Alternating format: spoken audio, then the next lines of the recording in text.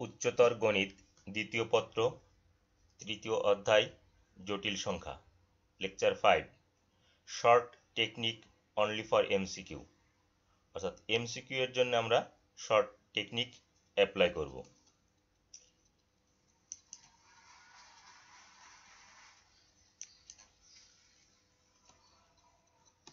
আমার পরিচয় Gautam Kumar Saha, assistant professor, department of mathematics, 27 BCS। চলো ক্লাস শুরু করি। a প্লাস ib এর বর্গমূল নির্ণয়ের জন্য a প্লাস ib এর বর্গমূল নির্ণয়ের জন্য b/2 কে এমন দুইটি উৎপাদক x ও y এ বিশ্লেষণ করতে হবে যেন x square minus y square equal to a হয়। অর্থাৎ a প্লাস ib, তাহলে এই b এইটাকে 2 দিয়ে ভাগ করে b/2 যে রেজাল্ট পাবো সেই রেজাল্টকে উৎপাদকে বিশ্লেষণ করব। কিন্তু শুধু উৎপাদকে বিশ্লেষণ করলেই হবে না, শর্ত হচ্ছে সেই উৎপাদক দুইটির ক্ষেত্রে x square minus y square equal to a হয়, যেন a হয়। তাহলে আমরা root over a plus ib অর্থাৎ a প্লাস ib এর বর্গমূল বলতে পারবো plus minus x plus i y। অর্থাৎ আমরা যে b/2 কে উৎপাদকে বিশ্লেষণ করছি xy, সেখান থেকে x এবং y এর মান পেয়ে যাব। আর y এর চিহ্নটি হবে b এর চিহ্নের অনুরূপ, y এর চিহ্ন হবে b এর চিহ্নের অনুরূপ। তাহলে আমরা যদি একটা এক্সাম্পল দেখি, -7 + 24i এর বর্গমূল নির্ণয়ের ক্ষেত্রে এখানে a হচ্ছে -7, b হচ্ছে 24, তাহলে b/2, তাহলে 24/2, b/2 এটা হচ্ছে 12 কে উৎপাদকে বিশ্লেষণ করে লেখা হয়েছে 3 × 4। তোমরা ইচ্ছা করলে বলতে পারো 1 × 12, 2 × 6, কিন্তু এই শর্ত মানবে না, আমাকে এই শর্ত মানতে হবে x square minus y square equal two যেন a হয়। তাহলে দেখো এখানে 3 স্কয়ার 9, 4 স্কয়ার 16, তাহলে 9 বিয়োগ 16 তাহলে -7 অর্থাৎ -7। এই -7 কার সমান হলো? a এর সমান হলো। তাহলে আমরা এখানে টেকনিক অ্যাপ্লাই করছি। সুতরাং root over -7 + 24i equal to plus minus 3 + 4i। এখানে x এর মান 3, y এর মান 4, আর y এর চিহ্ন হবে b এর চিহ্নের অনুরূপ। এখানে b এর চিহ্ন যোগ, এখানে b এর চিহ্নের অনুরূপ। তোমরা যারা এমসিকিউ অ্যান্সার করবে, ইচ্ছা করলে তোমরা যে কাজটি করতে পারো, যে অপশনগুলি যেটি দেয়া থাকবে তার থেকে তোমাকে যেটি টার্গেট করবে তাকে যদি বর্গ করো, তাহলে দেখবা যে ফিরে আসবে আমাদের যেটা ছিল, প্রশ্নে দেয়া ছিল ওইটি ফিরে আসবে। তোমরা ওইভাবেও অ্যান্সার করতে পারবো, ওইটিও একটি সহজ উপায়। কিন্তু যখন ইউনিভার্সিটির ভর্তি পরীক্ষা দিতে যাবে তখন তোমাকে উত্তর দেয়া থাকবে না, অর্থাৎ তখন তোমাকে এভাবেই ক্যালকুলেশন করে দিয়ে আসতে হবে। আর এগুলি ভর্তি পরীক্ষায় আসে, ইউনিভার্সিটির ভর্তি পরীক্ষায়। 8 + 4√5i এর বর্গমূল নির্ণয় করো। তাহলে এখানে a হচ্ছে 8 আর b হচ্ছে 4√5, b হলো 4√5, তাহলে b/2 4√5/2 সমান 2√5। এটিকে আমরা একটু লিখে নিয়েছি √20। যখন 2 রুটের ভিতর চলে যাবে তখন 2 হয়ে যাবে 2 স্কয়ার, অর্থাৎ 4 × 5 20। এখন √20 কে আমরা এভাবে লিখতে পারি √10 × √2। এখান থেকে লেখা যায় তাহলে √10 স্কয়ার মাইনাস √2 স্কয়ার। আমরা যদি ক্যালকুলেশন করি তাহলে 10 - 2 8, অর্থাৎ a এর সমান হয়েছে। তাহলে আমরা বলতে পারি সুতরাং root over 8 + 4√5i equal to plus minus √10 + √2i, অর্থাৎ x এখানে y আর y এর চিহ্ন b এর চিহ্নের অনুরূপ। এখানে b এর চিহ্ন ধনাত্মক।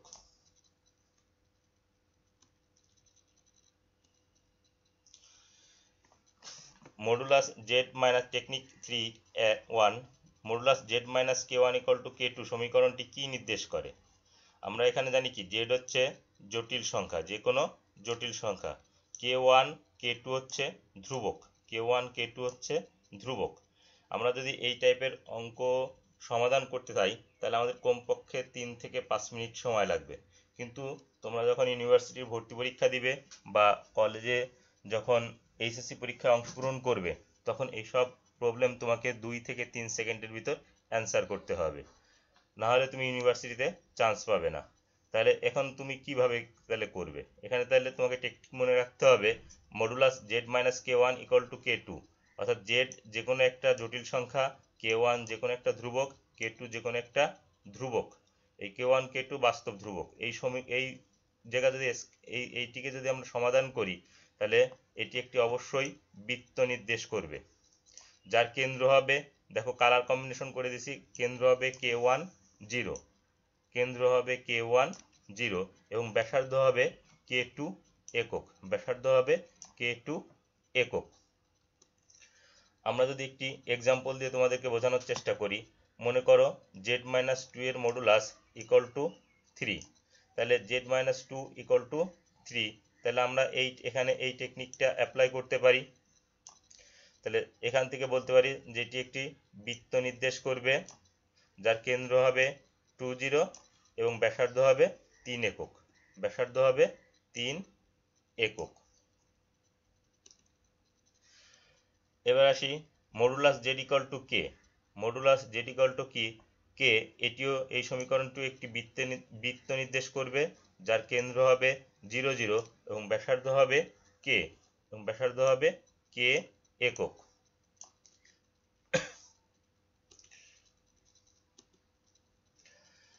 মডুলাস এ জেড প্লাস কে1 equal to modulus B Z plus কে2 সমীকরণটিও একটি বৃত্ত নির্দেশ করবে।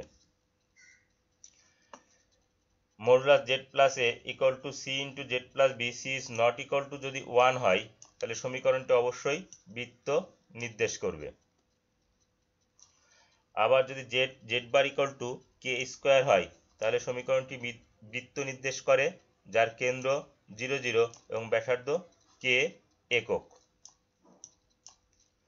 আবার যদি এরকম থাকে জেড বার ইকুয়াল টু 0, তাহলে সমীকরণটি একটি বৃত্ত নির্দেশ করবে, কেন্দ্র 0 0 এবং ব্যাসার্ধ হবে 0। তোমাদের যেটি সন্দেহ সেটি তোমরা হাতে করে দেখবে, পুরা সলভ করলে দেখবা যে এরকম আসছে।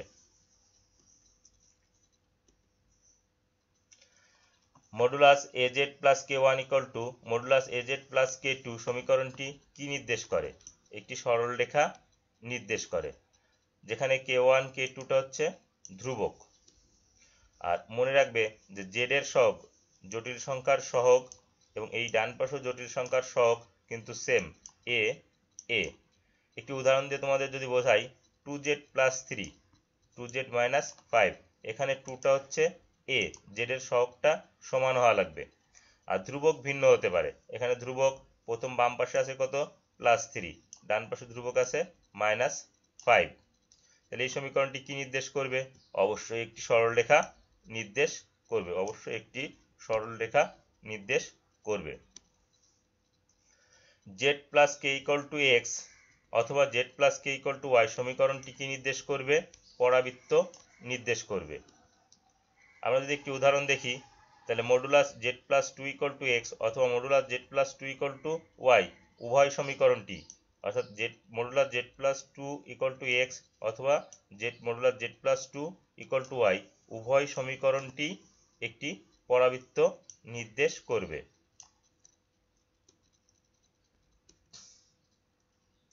জটিল সংখ্যার বর্গমূল নির্ণয়ের অ্যানাদার টেকনিক, আমরা অন্য টেকনিক অ্যাপ্লাই করেও বর্গমূল নির্ণয় করতে পারি।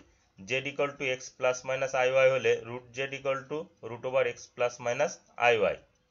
এখন আমরা এটি করব কিভাবে? Z equal to X plus minus I Y, আমাদের প্রশ্নে এটি দেওয়া থাকবে, এক্স এবং ওয়াই এর মান দেওয়া থাকবে, তাহলে এই সূত্র অনুযায়ী আমরা মান বসিয়ে দিব, দিয়ে ক্যালকুলেশন করব। যেমন আমি একটি উদাহরণ টেনেছি -7 + 24i এর বর্গমূল নির্ণয়ের ক্ষেত্রে। এখানে এক্স কত -7, ওয়াই কত +24, তাহলে এখানে √x² + y² + x, x সমান -7, এখানেও √x² + y² - x। এগুলি তারপর তোমরা তোমাদের মতন করে ক্যালকুলেশন করবে। তাহলে আমরা পেলাম +-3 + 4i। তাহলে এর আগে একটি টেকনিক দেখিয়েছি, শর্ট টেকনিক, এটি আর একটি শর্ট টেকনিক। এরপরে তোমাদেরকে এগুলো যখন অন্যান্য লেকচার নিয়েছি তখনও দেখিয়েছি। আবার কেউ যদি মনে করো যে 4টি অপশন দেয়া আছে, তার ক্ষেত্রে আমি বলবো সবচেয়ে ভালো হচ্ছে তুমি যে অ্যান্সারটাকে টার্গেট করবে সেটিকে বর্গ করে ফেলবে। বর্গ করে যদি মূল অ্যান্সার তৈরি হয়, অর্থাৎ এই মূল অ্যান্সার চলে আসে, তাহলে সেটি বর্গমূল। তোমরা 4টির ভিতর অনেকেই 1-2টিকে টার্গেট করে সেট করে ফেলতে পারো যে এটি অ্যান্সার হবে। যদি কোনো ক্রমে সেটি মিস হয়, তাহলে আরেকটি দিয়ে তোমরা আরেকটিকে অ্যান্সারকে টার্গেট করে বর্গ করে দেখবে যে এই প্রশ্নের সমান আসে কিনা, তাহলে সেটিও অ্যান্সার লিখতে পারো।